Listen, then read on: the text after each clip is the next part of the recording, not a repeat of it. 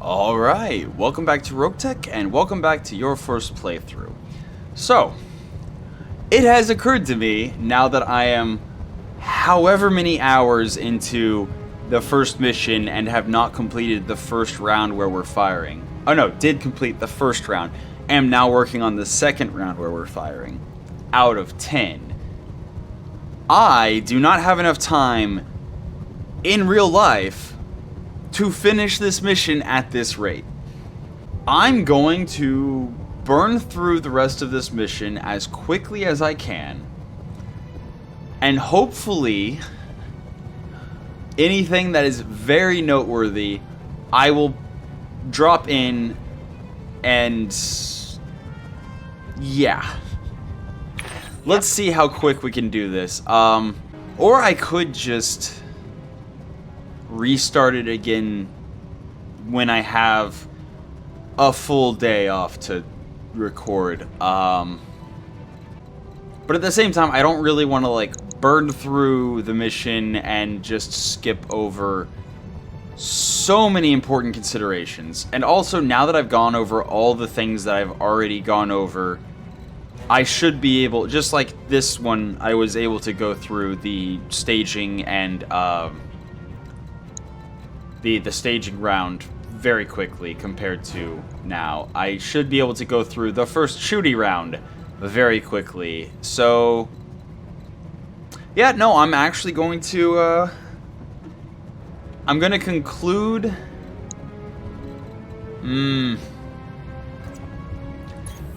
Got it.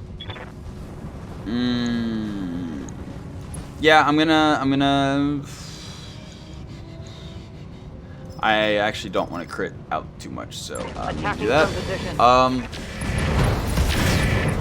Okay, pilot bleeding out. That's another thing. I mentioned it whenever we were going over the first aid, but yeah, no, the pilot bleeding out.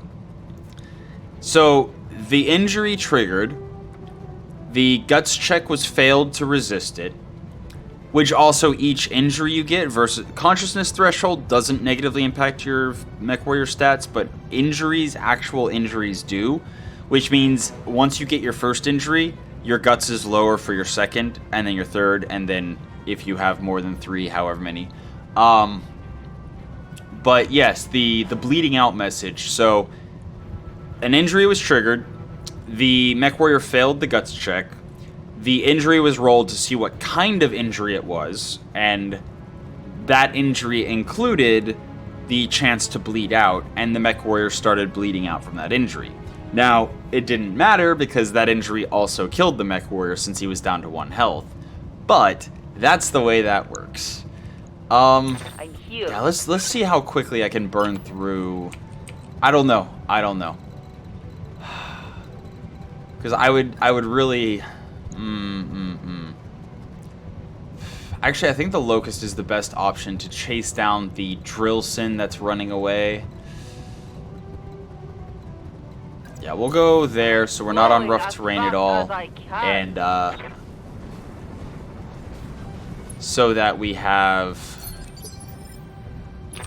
Oh, okay. High ground. Direct line of sight. Again, all we need is the AC's 10 to land. It did not. Okay. See, I'm making a lot of decisions very quickly right now, and I feel like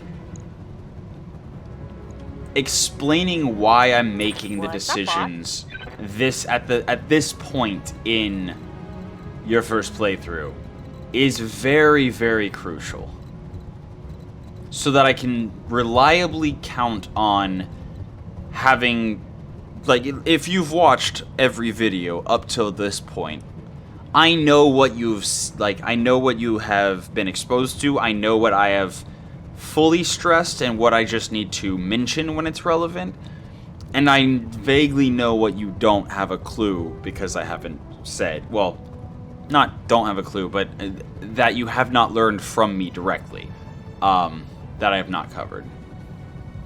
And I feel like just rushing through this, making a whole ton of decisions without explaining why, kind of undermines that to a degree. But then again, well, the stealth is slow. I'm moving the stealth and the bushwhacker towards the base, guaranteed, because they have lower hit chance, or not lower hit, lower mobility. If I can also get a shot that might kill the Mars launcher once I can, sure, cool. But our allies are also shooting the Mars launcher due to proximity and due to not having a line of sight to the Drillson. Yeah, I don't... I don't like that I am having to rush through. See, now the Mars carrier on its right side is down to, looks like about 30, 32, somewhere around there, health, which means medium laser and a single SRM or just 3 SRMs might kill. And the stealth's quick enough that we can definitely return to the base more quickly. So I am going to engage the Mars with the stealth as well. But the bushwhacker and the bushwhacker and the Phoenix Hawk definitely need to go. There we go. That's a kill. Bushwhacker and Phoenix Hawk are the slower, so they're going to need to go towards the base directly. And I'm trying to think of like what else I need to cover real quick while I'm running through this. I'm literally going to try to burn through this mission in like less than an hour. I mean, I guess it will be beneficial to the playthrough to have stuff and getting stuff quicker from playing this mission through. Oh, that's a thing we could talk about real quick while stuff's going on. That's a barrage indicator. So there will be area of effect strikes and impacts that are listed like this. The green area circle is the entire area that will be impacted by whatever it is that's being called in. Oh, actually, the Phoenix Hawk is the same speed as the stealth, but it is much further out of position, so we are going to stick to the get closer to the base with the Phoenix Hawk. So the barrage here, there's also various types of strikes and artillery that you can call in, or that enemies can call in, etc. The number at the end is the number of rounds remaining. At the end of the round, that will tick down, and as soon as it hits 0, it will trigger. So that means since this is barrage incoming 1, at the end of this round, it will trigger. Now, since the Drillson has not moved yet, there's a pretty good chance that the Drillson will move out of the area. And you can tell that it did not get hit. I say it did not get hit.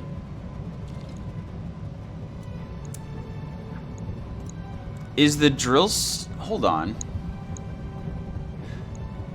Okay, I thought it did not get hit because the center of the circle is not centered on the Drillson.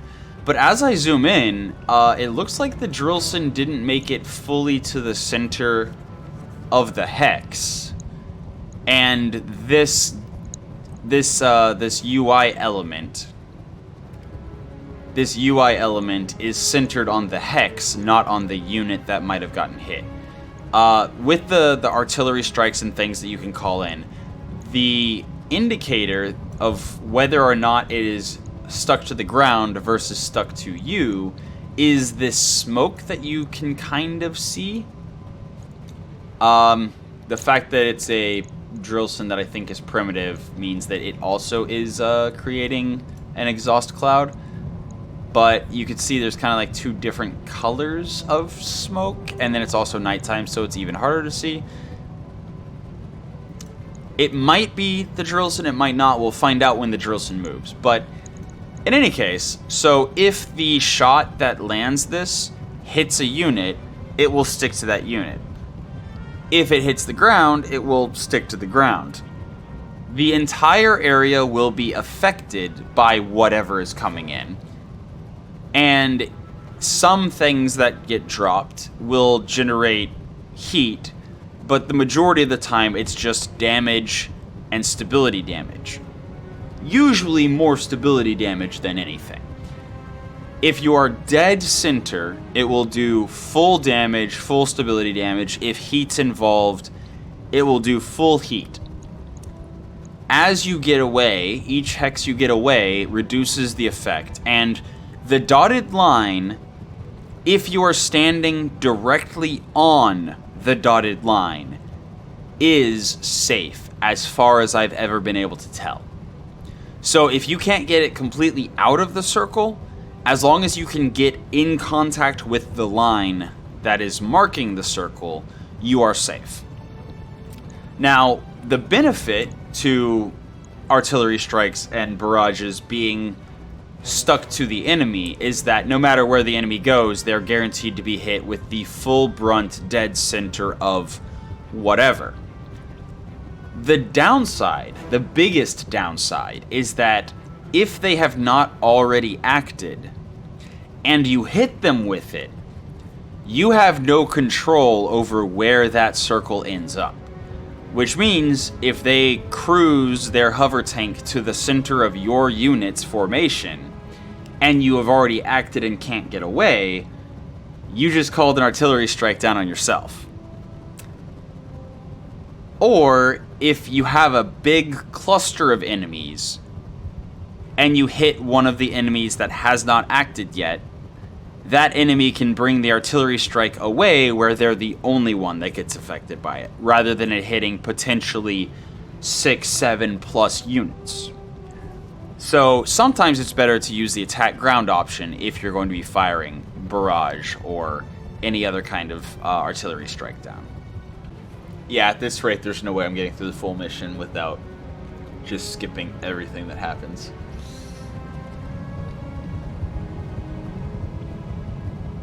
Okay. What? No. We'll see. Depending on what the reinforcements are and how quickly I can or cannot dispose of them will very much impact my decision. Here we're going to stay out of the forest. Again, I mentioned before, the Locust doesn't benefit that much from damage reduction. While the +2 difficulty to hit them would be helpful, I'd rather have the better hit chance. Oof. Oh, that's such a bad hit chance.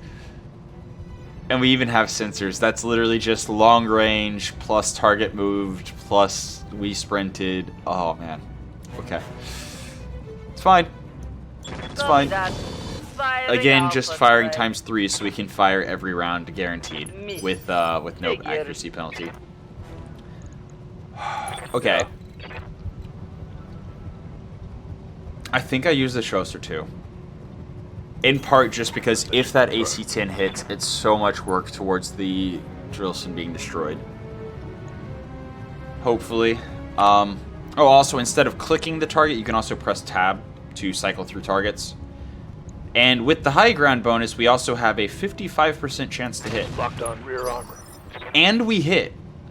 Beautiful. Unfortunately, it's the... Okay. So now I need to talk about shooting vehicles, because I already talked a lot about shooting mechs. Okay. Vehicles. Vehicles have 5 locations: front, each side, back, and turret. Any single location destruction will destroy vehicles. So, turret destroyed, vehicles destroyed. Front destroyed, destroyed. It doesn't matter. Any single location being destroyed will destroy the entire vehicle. If you're shooting a vehicle from the front, you are most likely, by far, to hit the front of the vehicle with a slightly smaller chance, a noticeably smaller chance, to hit either side. So each side then also has a decent hit chance, and a very small chance to hit the turret. If you're shooting a vehicle from the side, you have a quite high chance of hitting the side that you're shooting at. But you still have a decent chance of hitting the front, and a small chance of hitting the rear or the turret.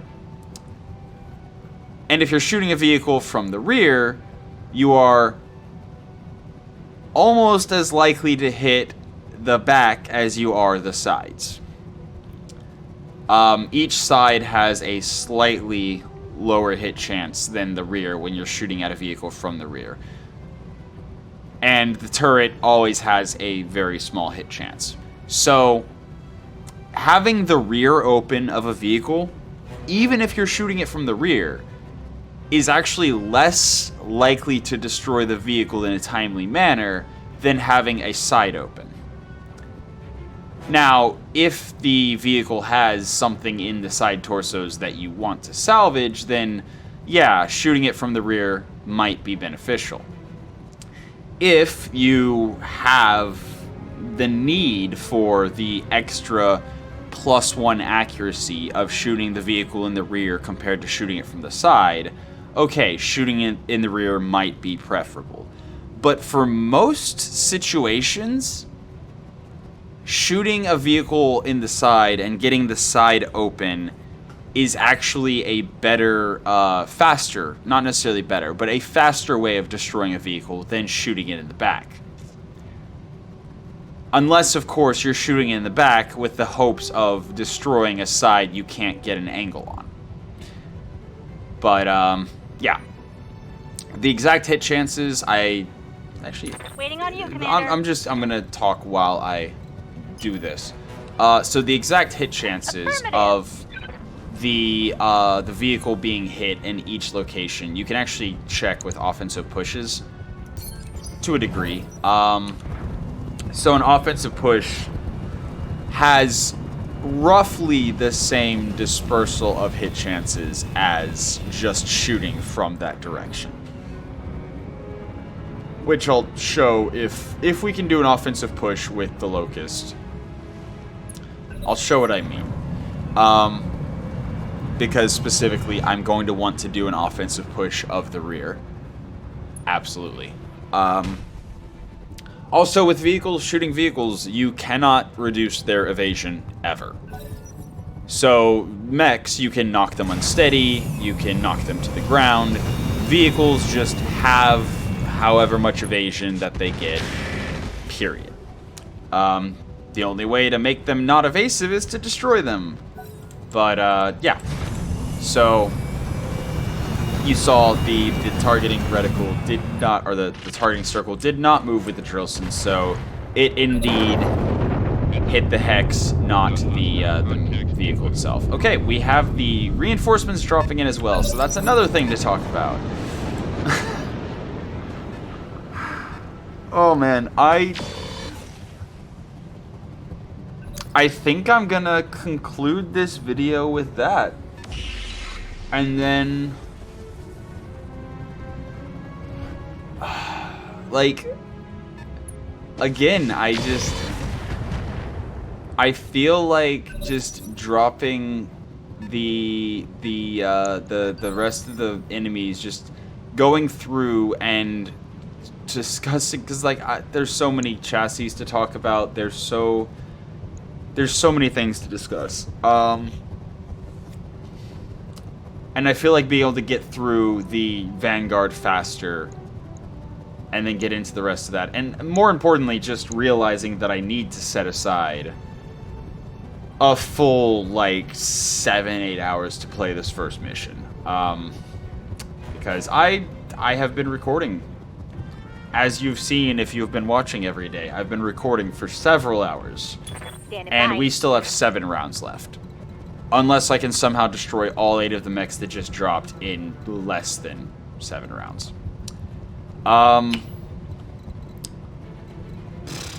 Yeah, you know what? I'm going to use this opportunity. I'm going to use this opportunity, since I'm not going to actually conclude this mission, to offensive push here to show you what I'm talking about. So, without hovering any location, you can see the base chance for your shot from the front to go to each location. So there's a 33.9% chance that it'll go to the front, a 27.1% chance to go to one side, another 27.1% chance to go to the other, and an 11.9% chance to hit the turret.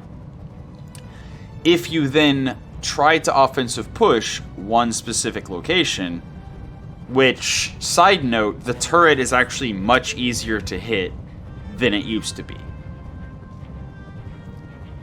So that's cool. Because some vehicles, the turret was definitely the priority to destroy.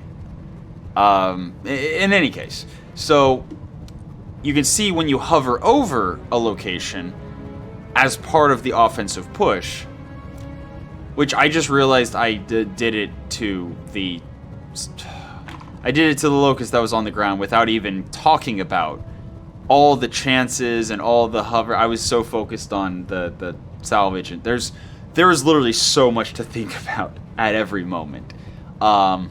You'll have to forgive me if I autopilot some stuff while I'm focusing on trying to teach other stuff. But you hover over it and you'll see that the percent hit chance increases. And the percent hit chance of the other locations changes. So, if you're shooting just from the front in general, the front has a 33.9% chance and the turret has an 11.9% chance. If you then shoot at the right side, you now have a 10.4% chance of hitting the turret and a 29.9% chance of hitting the front, with a 23.9% of hitting the other side. If you go to shoot the front, you'll see that the sides now have a 23.2% chance of being hit, and the turret has a 10.1%. Which means if you're trying to hit the side, you are much more likely to hit that side, but you are just as likely, more or less, to hit the other side or the turret. Most of the hit chance increase going to the other side torso is coming, or not torso, other side of the vehicle is coming from the front of the vehicle. Because the delta is a whopping 4% reduced chance to hit the front versus a 3.2% chance that's being reduced from the side. So, not that useful. Unless you are specifically trying to shoot the front, in which case it increases the chance of hitting the front by almost 10%. And most of that comes from the sides. So, yeah. Obviously, we're not going to offensive push the Drillson trying to hit it from the front. We're just going to shoot it. Taking a shot. Oh, I should totally use a mask, too, to talk about that this video. Before I just quit out and have the rest of my day before I start recording. Hopefully tomorrow I can, well, yeah, I think I'll be able to set aside like 8 hours tomorrow. Well, then again, I've got like 4 days worth of videos, so it doesn't have to be. I will make sure I have enough time to go through this first mission at the rate I need to go. Yep. But for now, yeah, Phoenix Hawk. Oh, that's another thing I haven't talked about. The mineral fields. Mineral fields. +3 difficulty to hit a unit within the mineral field. +2 difficulty shooting out of it. So if you'll remember, the forest is +2 difficulty to hit a unit in a forest. +1 difficulty to shoot out of it. So mineral fields are just slightly better protection, but at a slightly worse penalty. Unless you want to look at it as a percentage, in which case it's a 50% increased protection at a doubled penalty. So, depending on the situation, mineral fields can be better or worse. So yeah, we're going to use this opportunity, and I'm going to offensive push this mech I can shoot in the side to show. Well, actually, first I'll start with the fleet. So, you remember the breakdown we just saw of the vehicle. This is the base hit chance shooting a mech in the front of each of the locations. So, it's all over the place. The only thing that you're not likely to hit is the head. Now, whenever you hover over a single location, you can see, based on the location you're hovering, every other location on the mech adjusts. And you'll notice the side torso closer to the arm I'm hovering is more likely to be hit then the side torso away. And it's actually more likely that we'll hit the right torso if we fire at the arm than if we fire at the torso across from it. This is a very useful interface, but it's also an interface that can sometimes be a little bit janky. If you ever see a 0.0% chance to aim or to hit the thing that you're targeting, that's a bug that I think is still occasionally cropping up. I don't know if they ever completely fixed it, but if you ever do see 0.0% on the place that you're trying to shoot, so if you're targeting on, let me just pop over to the locust. Again, this is a thing we're going to revisit several times. Every single time that we're about to actually use an offensive push, I will go over this in even more detail and even more explicit to what our goals are and what we're going to do to accomplish that. But just for a brief overview, here are the base hit chances if you're shooting somebody from the side. And again, based on this, I don't care what the heads-up display is showing until I see evidence otherwise. I really don't think you can hit the back while shooting somebody from the side. So you can see you have a equal chance when you're shooting somebody from one side or the other in a mech. You have an equal chance of hitting that side torso, that arm, or that leg, with a significantly reduced chance of hitting center torso and a 1.1% chance of hitting the head. Now, one note real quick is you cannot target the head of a mech when you are shooting with an offensive push unless you have targeting gear that allows it. Now, if you hover over a given location, you'll see that the actual hit chance for the 3 locations that were equal do not adjust the same way, because it went from 31.5 to hit arm, leg, or side torso to being 71.8 to hit arm, 17.9 to hit side torso, and 9 to hit leg. Likewise, if you go to leg, you are now 71.8 to hit leg, 17.9 to hit side torso, and 9 to hit arm. And that is what we're gonna conclude that part with. Sure, whatever. Okay, I'm on it. I mean, honestly, I could have just braced to, or ended turn to, whatever. And now we're gonna get the locust. Whenever we get our turn, oh man, so many allies need to go. But yeah, we're already at the 30-minute mark of this recording. I actually need to go and do some stuff. So, I know you've been watching this mission for like 4 days now. But tomorrow, oops, sorry for bumping the mic. But tomorrow, we are going to start the mission anew. Well, I say tomorrow for this video's tomorrow for you. It might not be tomorrow for me, but I've got a couple days leeway, so it's fine. I'm gonna make sure I have enough time set aside to record as many episodes as it takes, as many videos as it takes, to make sure that stuff doesn't happen without me going, oh yeah, and this. Oh yeah, and this. This just happened. Let me explain that. I want to make sure I pick through at least the first mission or two in the most excruciating detail possible, so that I know that if I stop covering things as explicitly, that for the most part all the details have been covered at some point in these earlier videos. I will continue stressing the most important things continuously throughout this entire playthrough, every single time, including the more dependent on what's going on in the situation kind of things. Good for now. But down a bit. yeah, as far as the first several missions, I want to make sure every single tiny little nut and bolt that is relevant at any point is being touched on. I'm here. Because as you've seen, if you've been paying close attention, there have been things that I've either just derped on or completely forgot to mention, like the whenever we were targeting the parts on the ground of the locust. But here we go, we don't have enough to offensive push with Rusalka.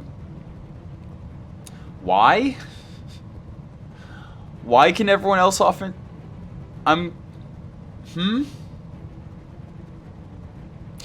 Oh, getting kills gives you resolve. That's so unfortunate. That's so unfortunate. I can't show you the... You know what? I can. I just... Oh wait, I actually used the stealth, didn't I? Did I? Hold on. Maybe not. Maybe I just shot.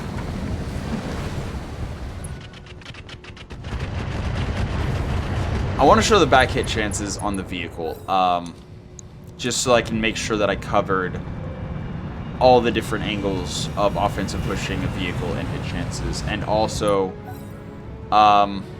yeah, offensive pushing a vehicle from the rear is going to be less likely to happen for reasons I'm about to show.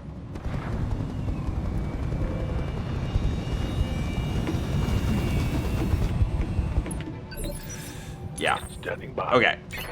There we go. We can offensive push with Tainted Loki. Good enough. So, by default, shooting somebody that's in a vehicle from behind, you can see there's only a 34% chance of hitting the rear itself.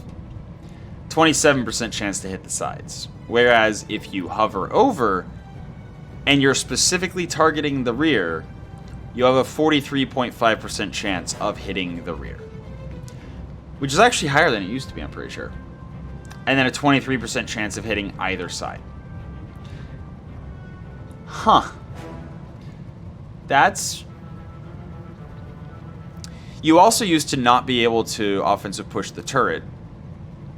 So maybe they completely revamped this and now it actually is viable to shoot a vehicle from behind with offensive push. I mean, they obviously touched on the offensive push system since they redid how Resolve works. Yeah, now I kind of actually want to try to get a side shot again.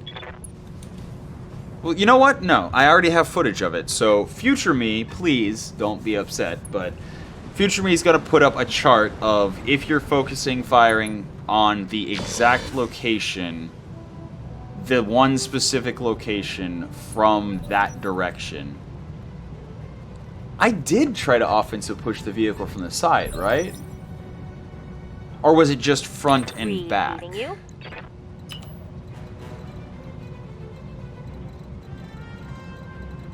Unfortunate. Okay. Okay. Well, I'm literally going to quit out, which means I have a little bit more time to spend on this video. So let's get in position to offensive push the side just to make absolute sure that I covered every angle of shooting at the tank. Yeah. Also, one of our allies is just running away to the corner. That's possibly because there's 8 mechs over there on that side of the battlefield and none of us. So their pilots are likely getting a little bit concerned about the safety of being a vehicle in this particular battle. Yeah, there's so many things going on that I would love to be talking about, but honestly,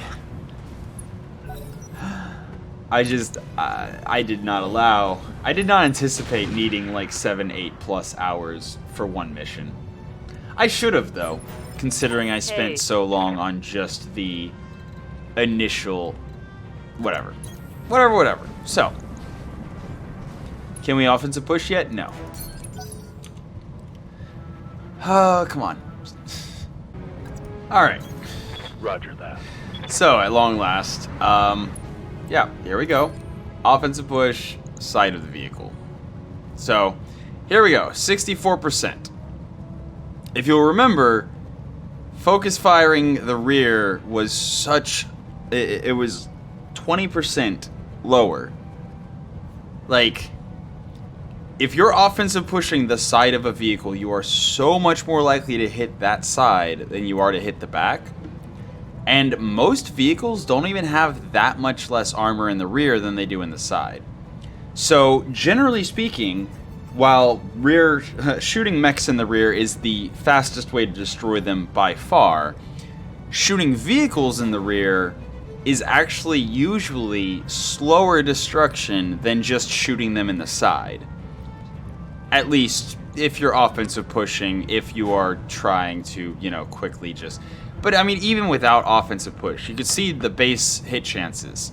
54% in the side, 33.9 in the front. Which means, unless you're shooting the vehicle in the rear every single time, and it never rotates in such a way that you can't shoot it in the rear, yeah, you are always better off focus firing a vehicle from the side than from the rear. And yeah, so future me, hopefully something, chart, details, words, whatever. But for now, that's been your episode of Roguetech for the day.